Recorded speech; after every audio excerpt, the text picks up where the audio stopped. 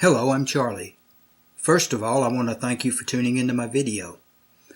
Today, I'm going to show you how to create kick-butt content for your website. Some of the best content you could possibly create, and content that will make all the difference in the world in your website being successful. And in doing this, I'm going to talk about 3 words that you must never, under any circumstances, use on your website. I'll get right to the point. These 3 words I'm talking about are if, but, and however. I'm going to give you 4 reasons why you should never use these words. But first, I'm going to tell you offhand that these words will make readers question whether or not you, as a blogger, know what you're really talking about. Before I go on, I want to tell you a story about how one of these words got me in trouble when I was a child. I used to use the word if all the time, and every time I used that word, my dad, rest his soul, would say to me, "Charlie, if a bullfrog had wings, he wouldn't bump his butt on the ground." So you see, if, but, and however are 3 bad words when it comes to communicating with people. Listen to what I'm about to tell you. If you understand this, you could be the best blogger you could possibly be, and there is no limit to where you can go. There are 4 reasons you must never use the words if, but, and however in your content. The first reason is readers will think you are unstable. Your readers rely on your expertise. The statements you write in your content are authoritative. Stand by them with confidence. Let me give you an example. Suppose you have an online marketing website and you make an authoritative statement by writing, "Posting to Facebook 10 times a day will get you massive traffic."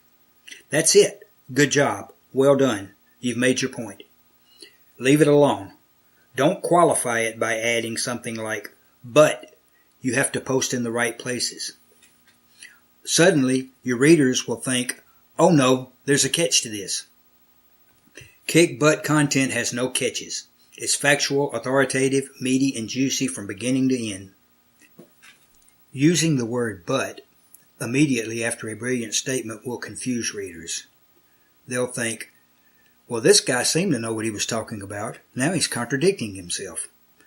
Using this tiny word will convince readers that you didn't believe in what you originally said.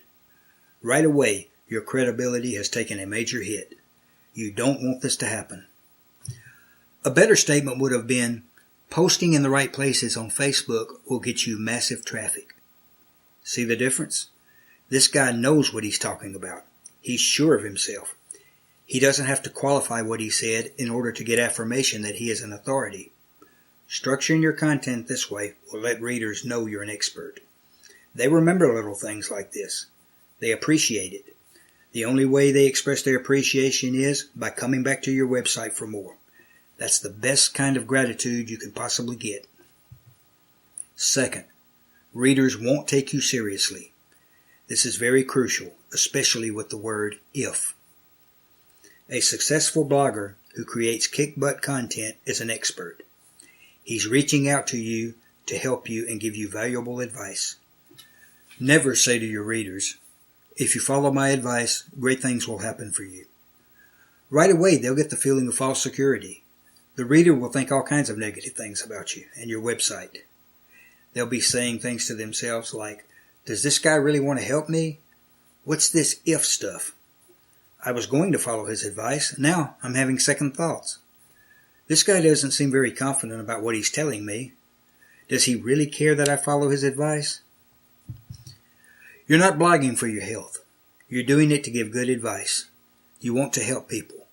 It's important that they follow your advice. Let your readers know how important this is to you. Does the successful blogger expect people to follow his advice? You better believe he does, in a heartbeat. Every time you create content to help people, always assume they're going to do exactly what you recommend. Never say, "If you follow my advice, blah blah this and blah blah that." Readers will feel like you don't care. This defeats the purpose. A blogger with this attitude is out of touch with the most important reason for blogging: helping others with something that they don't know how to do themselves. The third reason is readers are led in another direction. Writing a blog post is an art. The words have to flow. A well-written article must come together as if it had one heartbeat. Now, what I'm talking about now only applies to the words but and however. Blog about facts you know about. Stay on point. Never be unsure about what you're telling your readers. Assume you're in the process of creating a beautiful piece of content. Readers are interested, and they know where you're going with the article. Then you insert one of those two bad words I just mentioned. All of a sudden, readers become thoroughly confused. They'll say to themselves, "What's he talking about now? Is he going in another direction? What now? He's lost me all of a sudden." Simple words like but and however will lose the interest of your readers so fast it'll make your head spin. Now, this won't get you put in cyber jail. The result is much worse. Readers will click the back button. You don't want this to happen. Finally, readers will think you're lying to them. Readers don't like liars. They don't like being lied to. A bad blogger will tell readers that something is a fact without knowing for sure whether it's true or not. Bloggers doing this are just as bad as liars. They'll tell you what they think is true just to save face and feed their own egos. Bloggers who write something they believe is true will insert a but or however just to cover their butt. Incidentally, there's no pun intended. Their first thought is, well, I'm not really sure about this, so I think I'll qualify this just in case I'm wrong. Bad attitude.